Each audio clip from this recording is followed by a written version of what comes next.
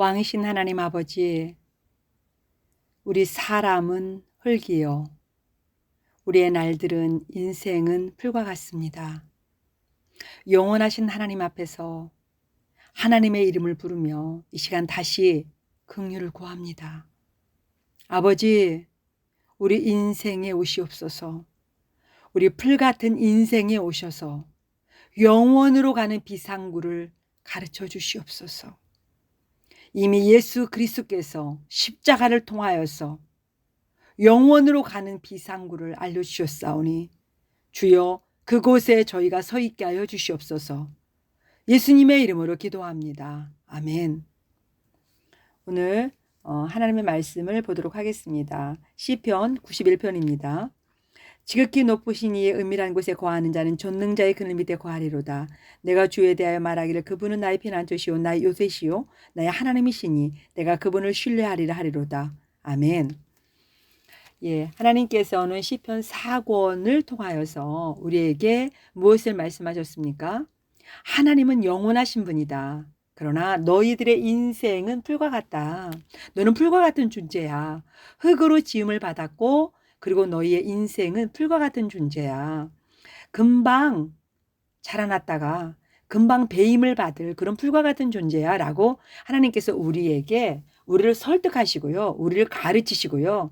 우리에게 계속적으로 깨닫게 하시는 것을 볼 수가 있습니다. 시편 4권에서만 하나님께서는 유일하게 하나님은 영원하신 분이고 사람의 존재는 풀이다 라고 하는 것을 대두적으로 말씀하신다고 설명드렸습니다.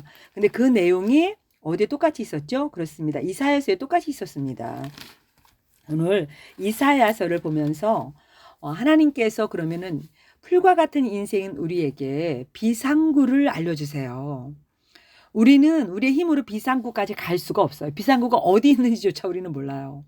그래서 하나님께서는 비상구를 친절하게 우리 손을 붙잡고 안내를 해주세요. 그래서 비상구 앞에까지 우리를 데려가시는 거예요. 그리고 비상구로 들어갈 것이냐 말 것이냐는 우리가 정하는 것입니다. 하나님께서 밀어 넣으시는 게 아니에요. 그 앞에까지 우리를 안내하세요. 충분히 설명하세요. 그 다음에는 우리의 자유의지입니다. 우리가 하나님께서 말씀하신 비상구에 대하여서 100% 신뢰하고 그 비상구로 갈 것이냐. 아니면 괜찮아요. 내 비상구 내가 설정할 수 있어요. 내가 만들 수 있어요. 라고 나만의 비상구를 만들어서 나는 그것으로 탈출할 것이냐. 네, 그것은 우리의 자유의지입니다.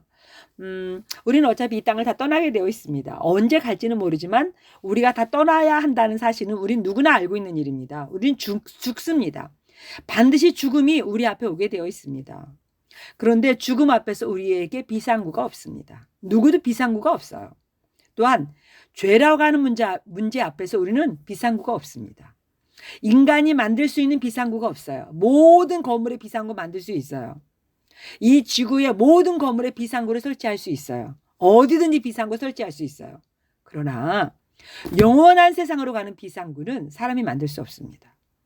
죄사함을 받을 수 있는 출구 비상구는요. 누구도 만들 수 없습니다. 지금까지 누구도 만들지 못했어요. AI 시대, 네, 4차 산업혁명 시대, 앞으로 어떤 시대가 도래할지 모르겠어요. 날고 기고 뛰는 시대가 오는데도요. 죄 사함을 받는 비상구를 누구도 만들지 못합니다. 영원으로 가는 세상의 비상구를 누구도 만들지 못한다는 사실입니다.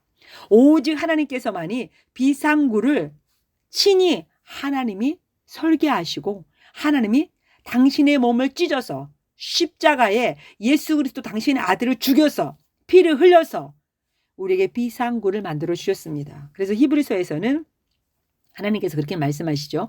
우리에게 새롭고 산 길이 열려 있다. 그게 어느 길입니까? 비상구입니다.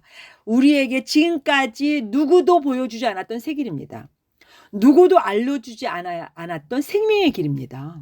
예수께서 말씀하셨죠. 나는 길이요 진리요 생명이다. 그 비상구를 하나님께서 설계하시고 하나님께 친히 만드신 거예요. 당신의 몸을 찢어서 피를 흘려서요. 하나님께서는 그 비상구에 대해서 말씀해 주시죠. 오늘 시편에서 하나님께서 나는 영원한 하나님이야. 너희는 풀이야. 너희들의 인생이 풀이라고 하는 것을 잊지 마. 너희가 아무리 능력 있는 인생을 살아도, 너희들이 아무리 부유한 인생을 살아도, 너희가 엄청난 성공과 부를 인생을 부를 이룬 인생을 살아도 너희는 풀이야. 한낱 풀이야. 라고 하나님께서 계속해서 말씀하셨어요. 그러면서 하나님께서는 우리에게 풀 같은 인생이 살 수 있는 길, 새로운 길, 생명의 길을 하나님께서 제시하는 거예요. 그 비상구를 제시하는 거예요. 바로 이사야서에서도 똑같이 그것을 말씀하고 있다는 사실입니다. 그래서 이사야서를 우리는 먼저 보도록 하겠습니다. 이사야서 40장입니다.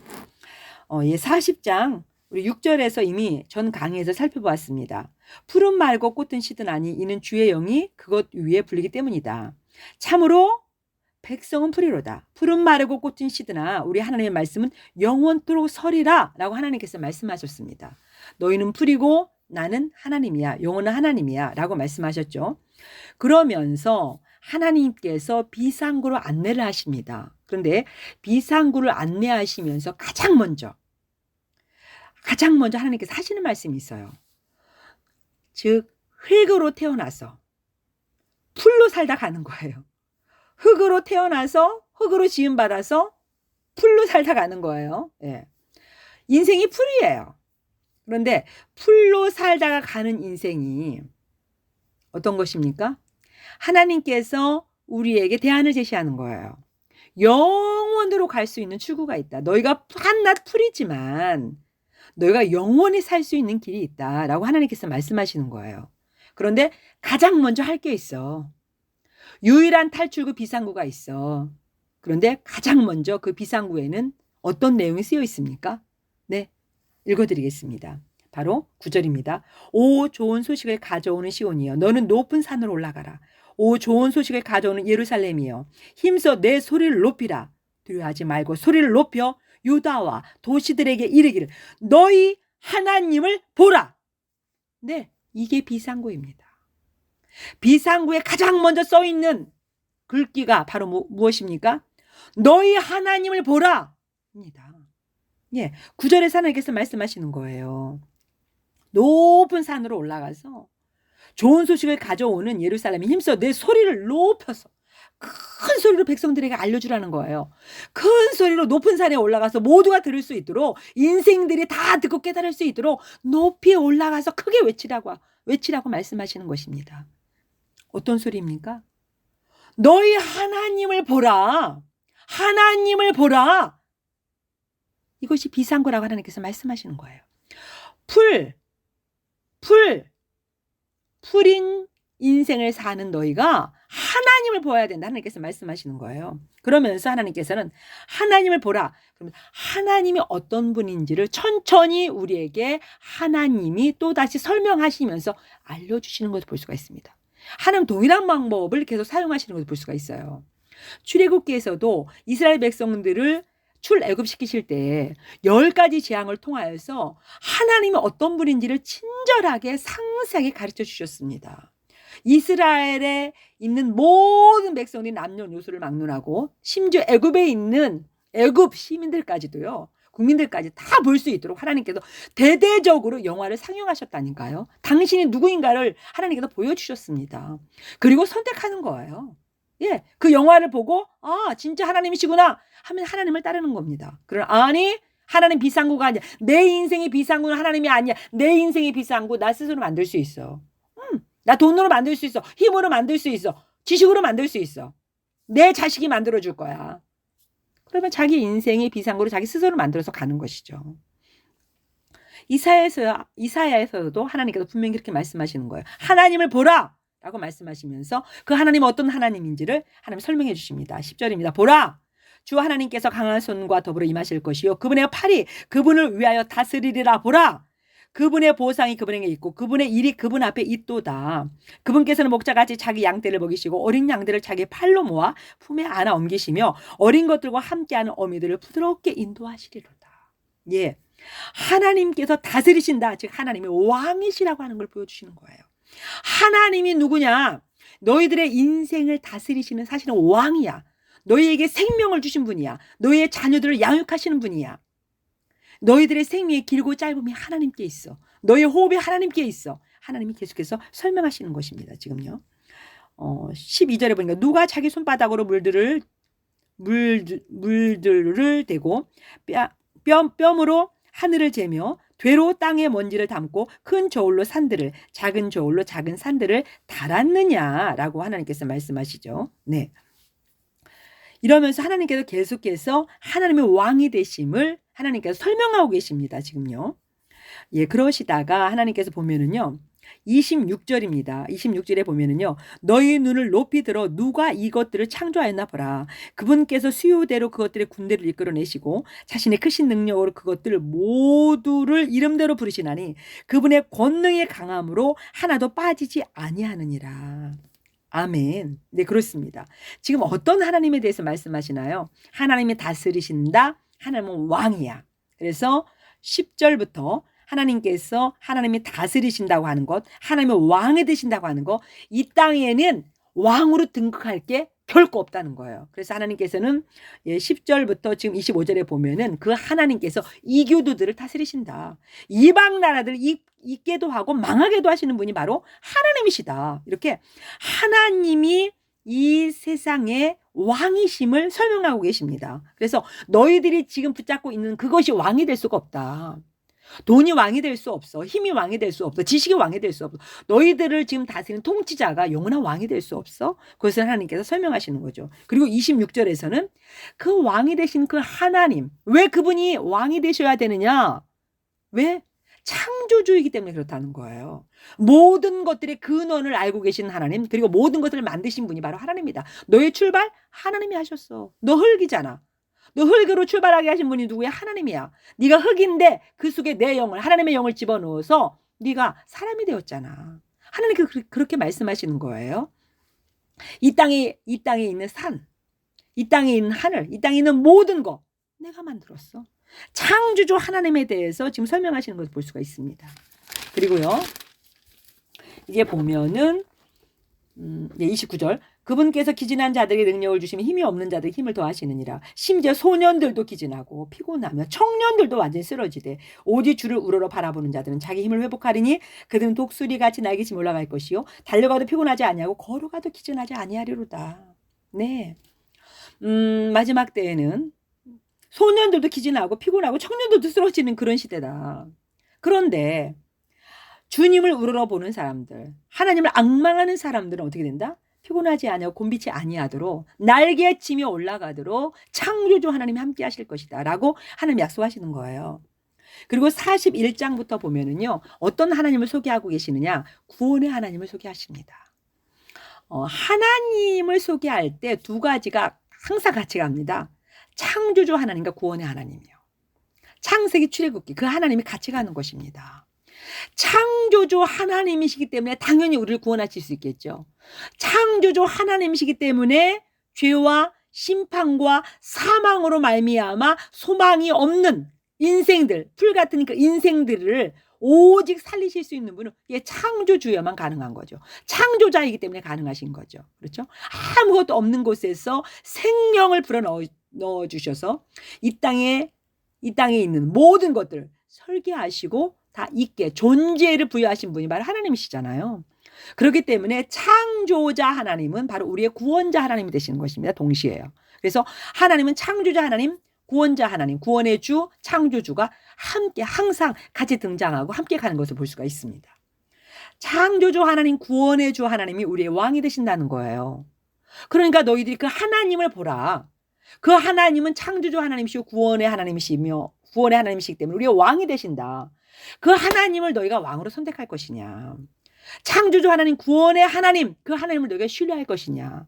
그 하나님을 너희가 비상구로 선택할 것이냐? 아니면 너희들이 굳게 붙잡고 있는 세상의 정보를 통하여서 너희들이 얻은, 너희들이 만든 그것들을 왕으로 선택하여서 비상구로 선택할 것이냐? 그것은 너희들이 어떻게 해라? 이제는 선택해라. 하나님께서 충분히 당신을 알려주세요. 하나님이 누구신지를 알려주셨어요. 그 하나님이 어떤 분인지 알려주셨어요. 하나님의 그 능력을 알려주셨어요. 그러나 그 하나님께서 하나님을 계시해 주셨음에도 불구하고 하나님에 대해서 신뢰가 없다고 하면 하나님을 비상구로 인정할 수 없는 것이죠. 그러면 당연히 하나님 앞에서 돌아서겠죠. 그리고 자기가 붙잡고 있는 것, 그것이 더 강력한 힘을 가지고 있다고 생각하면 그것을 왕으로 삼고 우리는 그것을 따라가게 돼 있는 것이죠. 네. 그래서 이사야서에서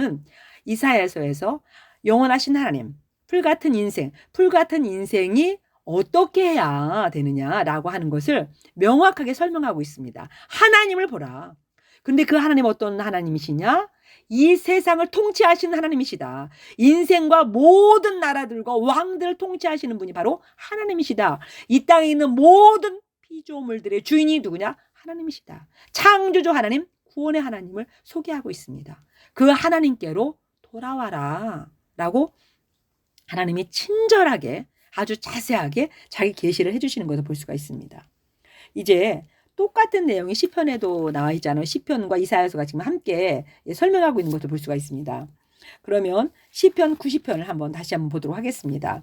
시편 90편에서 5절, 6절, 7절에서 역시 영원하신 하나님, 풀같은 인생을 설명했습니다. 그 다음에 우리가 보면요. 90편 13절입니다.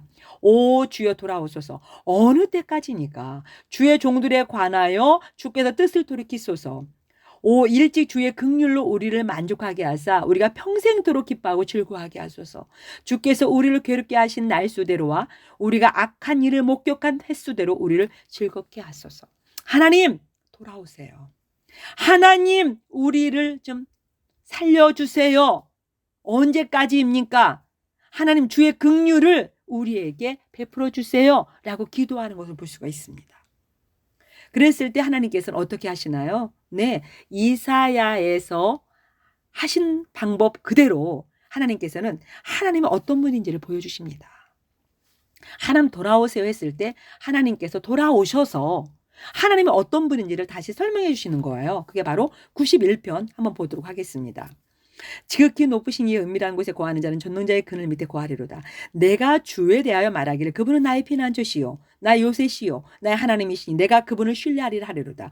그분께서 너를 새 사냥꾼의 올무에서와 해로운 역병에서 확실히 건지시리로다. 그분께서 자신의 깃털로 너를 덮으시리니 내가 그분의 날개 밑에서 그분을 신뢰하리로다. 그분의 진리가 너의 큰 방패와 작은 방패가 되리니 내가 밤에 임하는 두려움과 낮에 날아드는 화살들과 어둠 속에서 다니는 역병과 한낮에 피폐하게 하는 멸망을 무서워하지 아니하리로다. 네. 하나님이 어떤 분이 되시느냐?